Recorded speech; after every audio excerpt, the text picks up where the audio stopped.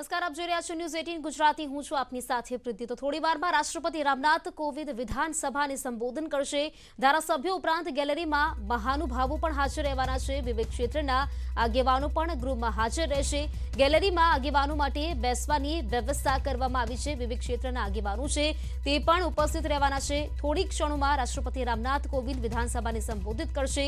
રાષ્ટ્રપતિ 2 દિવસીય ગુજરાતની મુલાકાતે છે, ત્યારે આજે તેમની મુલાકાતનો પ્રથમ દિવસ છે। લગભગ સવારે 9:30 વાગે તેઓ અમદાવાદ એરપોર્ટ ખાતે પહોંચ્યા હતા, જ્યાં મુખ્યમંત્રી ભૂપેન્દ્ર પટેલ દ્વારા તેમનું સ્વાગત કરવામાં આવ્યું હતું। સાથે જ રાજ્યપાલ આચાર્ય દેવવ્રતજી પણ ઉપસ્થિત હતા અને અમદાવાદના મેયર કિરીટ પરમારે તેમણે પણ તેમનું સ્વાગત કર્યું હતું। રાષ્ટ્રપતિ એરપોર્ટથી રાજભવન ગયા અને થોડી ક્ષણોમાં હવે તેઓ વિધાનસભા જે સત્ર છે તેને સંબોધન કરવાના છે, જેના માટે તમામ તૈયારીઓ પણ કરવામાં આવી છે। આ બેઠકની જે શરૂઆત થશે તે શરૂઆત રાષ્ટ્રપતિના સંબોધનથી કરવાની છે।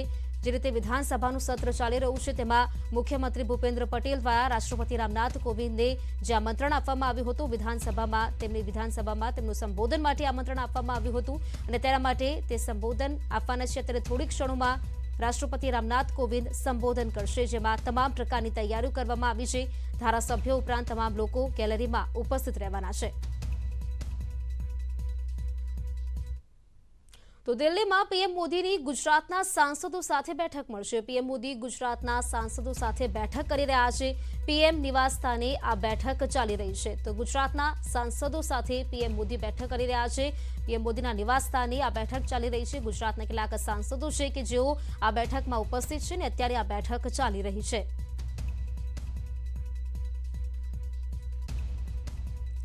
તો પીએમ મોદી ગુજરાતના સાંસદો સાથે આજે બેઠક કરી રહ્યા છે। અત્યારે આ બેઠક ચાલી રહી છે। ગુજરાતના જે સાંસદો છે તે પીએમ મોદી સાથે ઉપસ્થિત છે ને જે બેઠક કરવામાં આવી રહી છે, લગભગ અલગ પ્રકારની ચર્ચાઓ આ બેઠકમાં કરવામાં આવી રહી છે। દિલ્હી ખાતે આ બેઠક મળી રહી છે। દિલ્હીમાં પીએમ મોદીના નિવાસ સ્થાને આ બેઠક છે, જ્યાં સાંસદો સાથે પીએમ મોદીની વાતચીત ચાલી રહી છે, બેઠક ચાલી રહી છે। આપને જણાવી દીધું તેમ આગામી સમયમાં ચૂંટણી આવવાની છે, વિધાનસભાની ચૂંટણી। તે પહેલા તમામ પ્રકારની જે તડામાર તૈયારીઓ હોય છે તે પણ શરૂ થઈ જતી હોય છે। ત્યારે આજે દિલ્હીમાં પીએમ મોદીની જે બેઠક છે, જેમાં ગુજરાતના સાંસદો પણ ઉપસ્થિત છે, ગુજરાતના સાંસદો સાથેની આ બેઠક છે। અત્યારે આ બેઠક ચાલી રહી છે પીએમ મોદીની, જે લગભગ ગુજરાતના જે સાંસદો છે તેમની સાથેની આ બેઠક અત્યારે તેઓ કરી રહ્યા છે।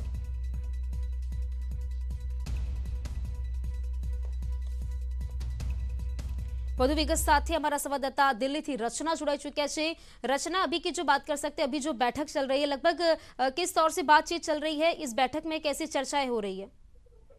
देखिए, जिस तरीके से अब गुजरात में इलेक्शंस होने हैं और बीजेपी जो है वो तैयारियों में जुट गई है। प्रधानमंत्री नरेंद्र मोदी ने मेगा रोड शो भी किया था गुजरात में, और उसके बाद आज जो तमाम बीजेपी गुजरात के सांसद हैं उनके साथ प्रधानमंत्री नरेंद्र मोदी ने मुलाकात की है। और जाहिर सी बात है कि सूत्रों के हवाले से यही माना जा रहा है कि आने वाले चुनावों को लेकर क्या कुछ स्ट्रेटेजी रहेगी, किस तरीके से तैयारियां करनी है, उन चीजों को लेकर जाहिर सी बात है कि यहाँ पर चर्चा की गई होगी। लेकिन अभी हमारी उन सांसदों से बात नहीं हो पाई है, तो ये साफ तौर से कहना मुश्किल होगा कि किन मुख्य बिंदुओं पर बात हुई और क्या कुछ वहां पर बैठक में तय किया गया, क्या रणनीति बनाई गई, क्या एक्शन प्लान है, तो ये बताना थोड़ा सा अभी मुश्किल होगा। लेकिन जिस तरीके से सूत्रों के हवाले से माना जा रहा है कि प्रधानमंत्री नरेंद्र मोदी जो बैठक कर रहे हैं गुजरात बीजेपी के सांसदों के साथ, तो जाहिर सी बात है कि आने वाले चुनावों को लेकर क्या कुछ होना है, इसको लेकर जरूर चर्चा हुई। जी बिल्कुल, धन्यवाद जुड़ने के लिए।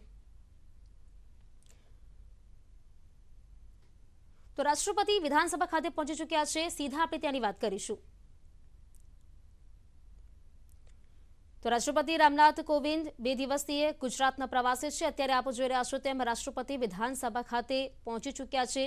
राष्ट्रपति रामनाथ कोविंद थोड़ी क्षणों त्यां संबोधन पण करशे। सीधा दृश्यों आप जे जोई रह्या छो, राष्ट्रपति रामनाथ कोविंद के जेओ विधानसभा खाते पहुंची चुक्या छे, तेमनी साथे राज्यपाल आचार्य देवव्रतजी पण उपस्थित छे, मुख्यमंत्री भूपेन्द्र पटेल पण तेमनी साथे उपस्थित छे અને સાથે અત્યારે તેઓ જે સંબોધન કરવાના છે, થોડી ક્ષણોમાં તે સંબોધન કરશે। તમામ પ્રકારની વ્યવસ્થા અત્યારે વિધાનસભા ખાતે કરી દેવામાં આવી છે।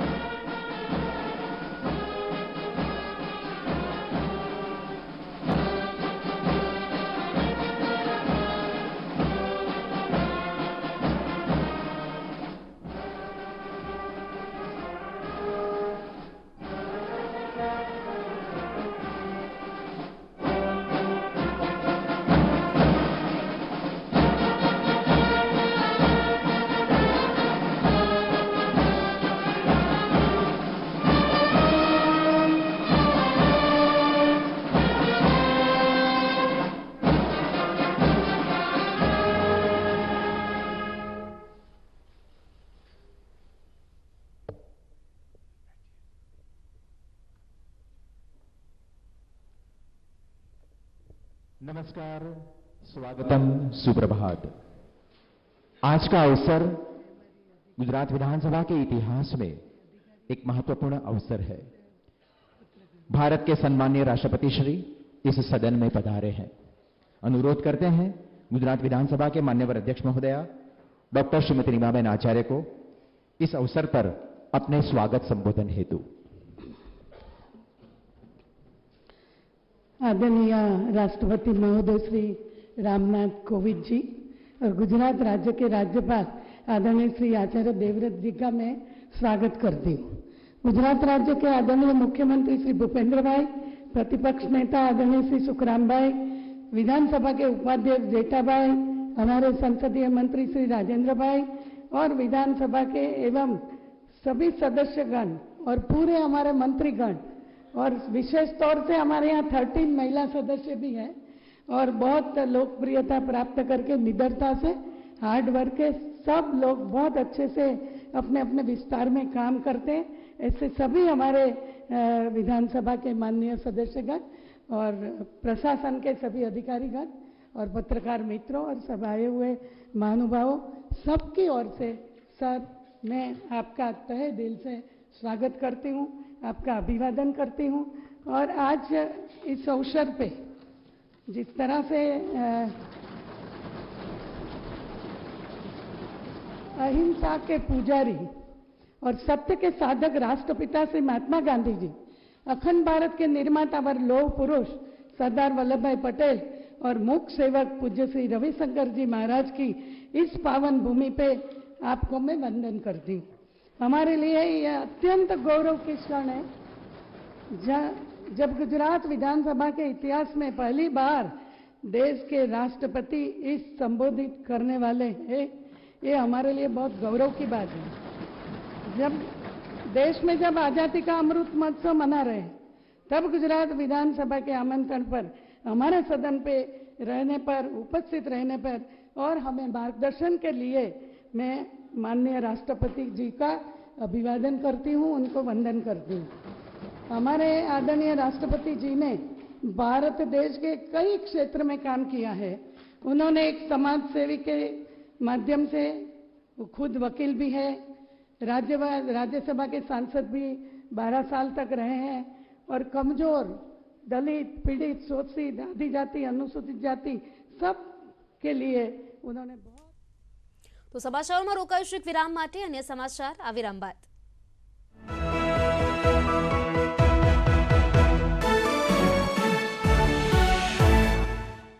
સૌરાષ્ટ્રની ઘણી બેઠકો પર અમારા સમાજની વસ્તી। પૂર્વ સાંસદ દેવજી ફતેપરાએ કુંવરજી બાવળિયા અંગે નિવેદન આપતા કહ્યું, બાવળિયા મુંજપરા અને કોળી સમાજના ધારાસભ્યોને પાર્ટીની વિરુદ્ધ કરતા હતા કામ। રાજકોટમાં પાટીદારો પર થયેલા કેસ પરત ખેંચવામાં આવશે। मेरा सौभाग्य है कि राष्ट्रपति का कार्यभार ग्रहण करने के बाद मुझे बापू की जन्मभूमि गुजरात की इस पावन धरती पर आने के लिए अनेक अवसर प्राप्त हुए। यह एक महत्वपूर्ण संयोग है कि गुजरात की विधानसभा का यह समारोह तब आयोजित हो रहा है जब हमारा देश आज़ादी का अमृत महोत्सव मना रहा है। आज़ादी और उसके अमृत महोत्सव के संदर्भ में गुजरात से अधिक उपयुक्त कोई और स्थान नहीं है। स्वतंत्र भारत की कल्पना करने वाले लोगों में गुजरात क्षेत्र के निवासी अग्रणी थे। 19वीं सदी के अंतिम दशकों में भारतीयों के अधिकारों के लिए दादा भाई नौरोजी और फिरोज शाह मेहता जैसी विभूतियों ने आवाज उठाई थी। उस संघर्ष को गुजरात के लोगों द्वारा निरंतर मजबूत बनाया गया और अंततः वो लड़ाई महात्मा गांधी जैसे युग प्रवर्तक के मार्गदर्शन में भारत की स्वतंत्रता के रूप में फलीभूत हुई। महात्मा गांधी ने न सिर्फ भारत के स्वतंत्रता संग्राम को विलक्षण नेतृत्व प्रदान किया, अपितु संपूर्ण विश्व को एक नई राह, एक नूतन सोच और एक नवीन दर्शन का उद्बोध कराया।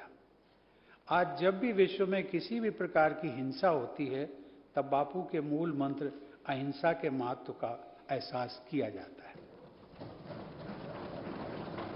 देवियों और सज्जनों, गुजरात का इतिहास अद्वितीय रहा है। महात्मा गांधी और सरदार पटेल की इस भूमि को सत्याग्रह की धरती भी कहा जा सकता है। सत्याग्रह अर्थात सत्य का आग्रह, यह मंत्र विश्व भर में साम्राज्यवाद के विरुद्ध एक अमोघ अस्त्र के रूप में स्थापित हुआ।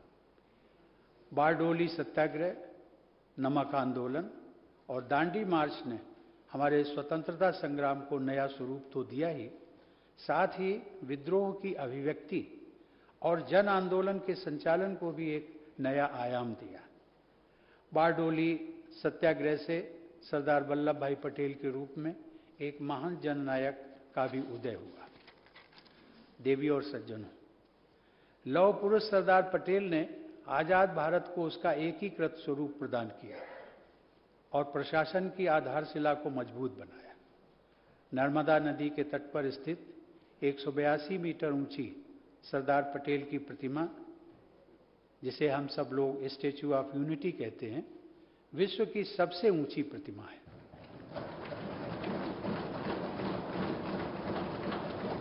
परंतु देशवासियों के हृदय में सरदार पटेल का कद उससे भी ऊंचा है। उनकी वह प्रतिमा भारत के उस महान सपूत की स्मृति में कृतज्ञ राष्ट्र की तरफ से एक छोटी सी भेंट है। राजनीति के साथ साथ सांस्कृतिक, सामाजिक एवं आर्थिक क्षेत्रों में भी गुजरात ने अहम भूमिका निभाई है। नरसिंह मेहता की भक्ति से सिंचित इस धरती पर अध्यात्म का प्रचुर प्रभाव रहा है। उनका भजन वैष्णव जनते तेने कहिए, जो पीड़ पराई जाने रे,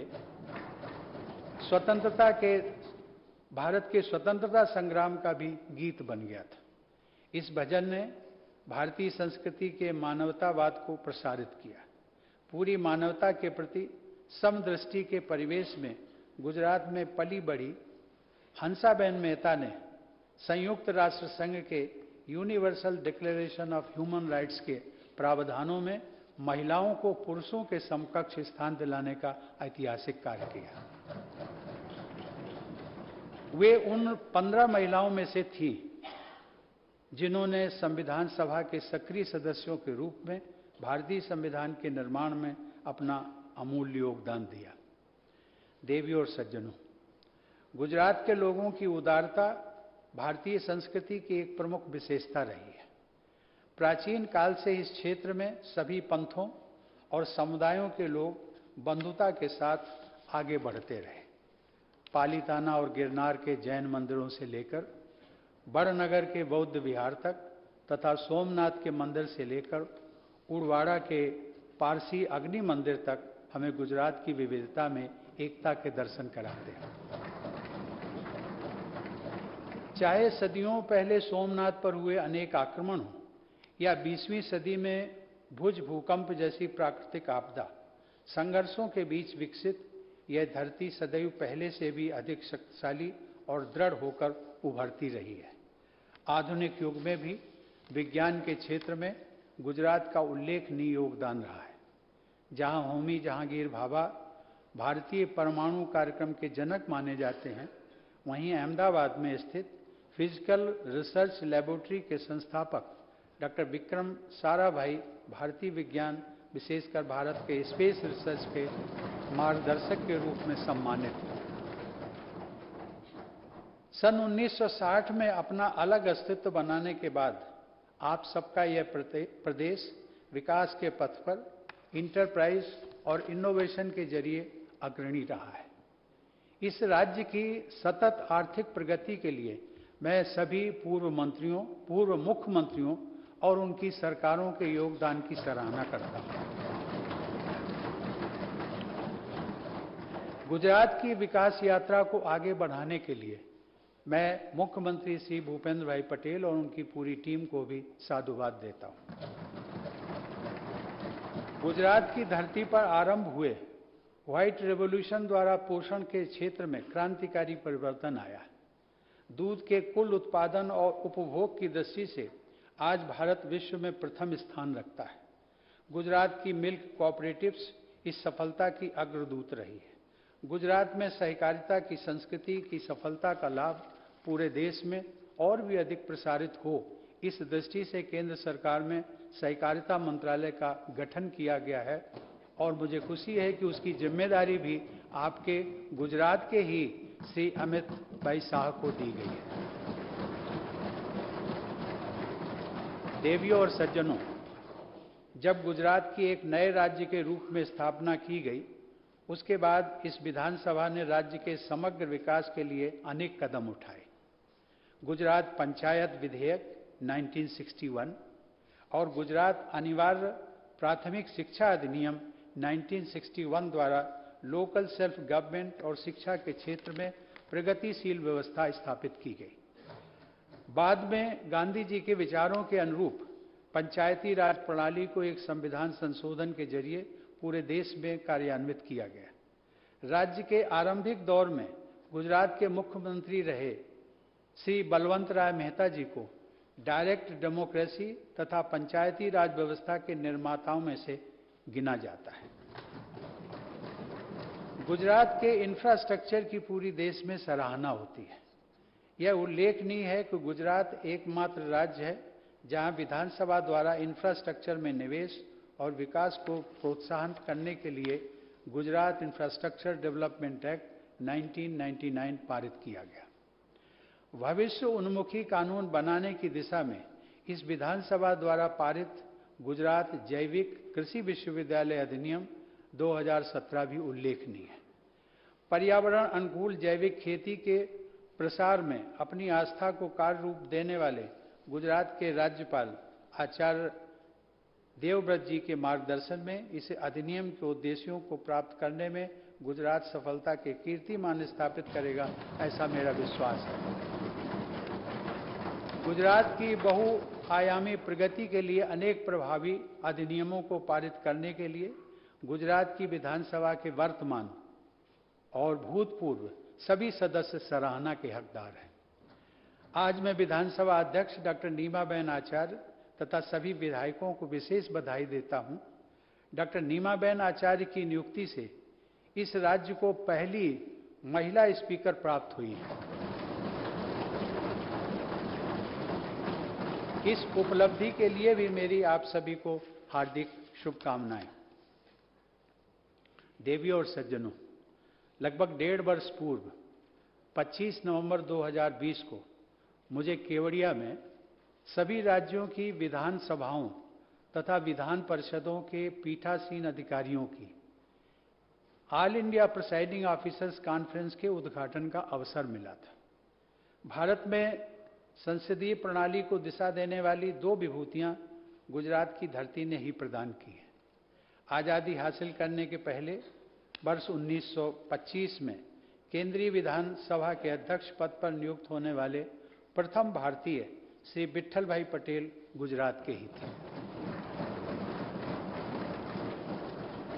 इस विधानसभा भवन का नामकरण भी विट्ठल भाई पटेल की स्मृति में किया जाना सर्वथा तर्कसंगत और इतिहास सम्मत है। आजादी के बाद लोकसभा के प्रथम अध्यक्ष श्री गणेश वासुदेव मावलंकर का जन्म स्थान और कर्म स्थल भी गुजरात का ही ये क्षेत्र रहा है। देवियों और सज्जनों, वस्तुतः भारतीय संविधान के प्रमुख शिल्पी बाबा साहब डॉक्टर भीमराव अंबेडकर की असाधारण जीवन यात्रा में बड़ौदा के महाराजा सयाजीराव गायकवाड़ द्वारा महत्वपूर्ण सहायता प्रदान की गई। यह भी उल्लेखनीय है कि बड़ौदा में ही बाबा साहब ने अस्पृश्यता और भेदभाव का अंत करने का संकल्प लिया था। समानता के उस ऐतिहासिक संकल्प को हासिल करना हम सबकी सामूहिक संवैधानिक जिम्मेदारी है। लोकतंत्र में जनप्रतिनिधियों की भूमिका सर्वाधिक महत्वपूर्ण होती है। आप सभी विधायकगण अपने क्षेत्र और प्रदेश की जनता के प्रतिनिधि हैं, लेकिन उससे भी बढ़कर यह महत्वपूर्ण है कि आपके क्षेत्र और प्रदेश की जनता आप सबको अपना भाग्य विधाता मानती है। आपके क्षेत्र के लोगों की आशाएं और अपेक्षाएं आप सबसे जुड़ी हुई हैं। जनता की उन आकांक्षाओं को पूरा करने का प्रयास आप सबके लिए सर्वोपरि होना चाहिए। इस पर क्लैपिंग नहीं करेंगे?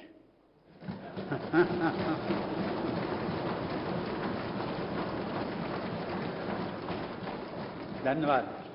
देवियों और सज्जनों, पिछले कुछ वर्षों से गुजरात मॉडल ऑफ डेवलपमेंट एक अनुकरणीय उदाहरण के रूप में देखा जा रहा है।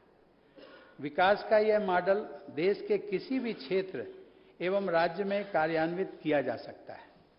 साबरमती के संत द्वारा निर्मित साबरमती आश्रम एक नए रूप में अंतर्राष्ट्रीय स्तर पर मिसाल बन रहा है। साबरमती रिवर फ्रंट शहरी परिवर्तन का प्रभावशाली एक उदाहरण है।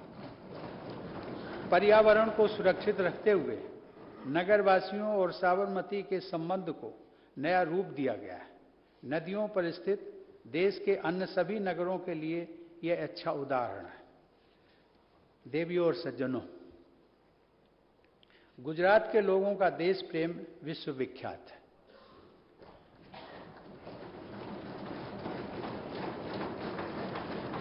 गुजराती समुदाय के लोग संपूर्ण विश्व में रहते हैं, परंतु अपनी मातृभूमि भारत से हमेशा जुड़े रहते हैं। इस संदर्भ में श्री उमाशंकर जोशी ने गुजरात के लोगों की राष्ट्रीयता की भावना को बड़े ही सहज शब्दों में व्यक्त किया। उनकी कुछ पंक्तियों को मैं गुजराती भाषा में पढ़ने का प्रयास कर रहा हूं।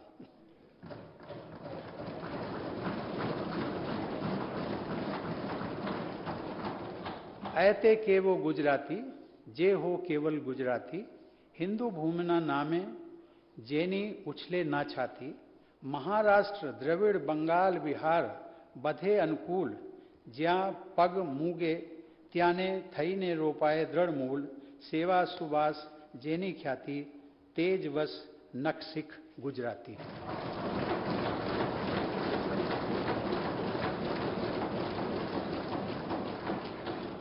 देवियों और सज्जनों, गुजरात से मेरा संबंध बहुत पुराना है। 70 के दशक से मेरा यहाँ आना जाना होता रहा है। अपनी प्रत्येक यात्रा में मैंने उस विशेष ऊर्जा का अनुभव किया जो गुजरात के लोगों में देखने को मिलती है। यह मेरा परम सौभाग्य है कि अपनी युवावस्था में मुझे स्वर्गीय मोरारजी देसाई के साथ कार्य करने का अवसर भी प्राप्त हुआ। उन्होंने प्रधानमंत्री के पद को भी सुशोभित किया। मोरारजी भाई के बाद श्री नरेंद्र मोदी भारत के दूसरे प्रधानमंत्री हैं जो गुजरात के मूल निवासी हैं।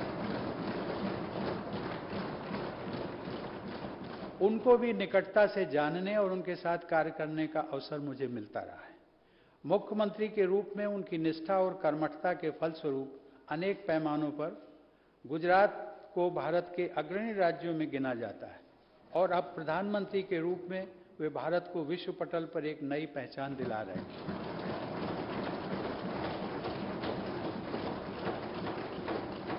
संयोग से 2 बार भारत के कार्यवाहक प्रधानमंत्री की भूमिका निभाने वाले स्वर्गीय गुलजारी लाल नंदा जी की कर्मभूमि भी गुजरात ही थी। इस प्रकार गुजरात ने महान जननायकों और उत्कृष्ट प्रशासकों की प्रभावशाली परंपरा विकसित की है। जैसा कि मैंने अपने संबोधन के आरंभ में कहा था कि लोकतंत्र के इस मंदिर में आयोजित यह समारोह आज़ादी के अमृत महोत्सव के साथ साथ मनाया जा रहा है। यह हम सब का कर्तव्य है कि स्वतंत्रता सेनानियों को याद करते हुए देश के उज्जवल भविष्य के लिए सार्थक कदम उठाए जाएं, ताकि सन 2047 में जब हमारे देशवासी स्वतंत्रता की शताब्दी मना रहे होंगे, तब उस समय की पीढ़ी को अपने देश पर गर्व का अनुभव हो। मैं आशा करता हूं कि भारत सरकार, सभी राज्य सरकारें और देश के सभी नागरिक स्वतंत्र भारत के शताब्दी वर्ष को स्वर्णिम बनाने के उद्देश्य से मिलजुल कर विकास पथ पर निरंतर आगे बढ़ते रहेंगे। जय जय गर्वी गुजरात। धन्यवाद। जय हिंद।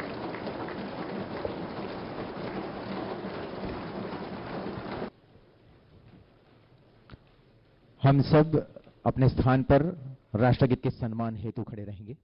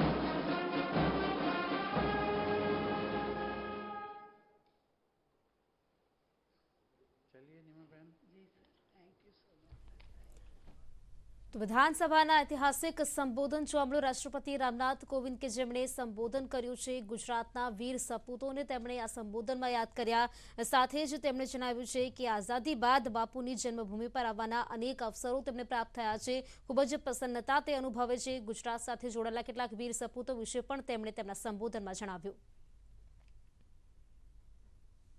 તો સમાચારોમાં રોકાયું છે એક વિરામ માટે અન્ય સમાચાર આ વિરામ બાદ